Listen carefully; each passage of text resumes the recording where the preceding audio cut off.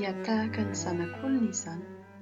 Tsy ho tompona manko no nahatongavany, fa hanompo ary hanolotra ny aina ho fanavotana ny be sy ny maro.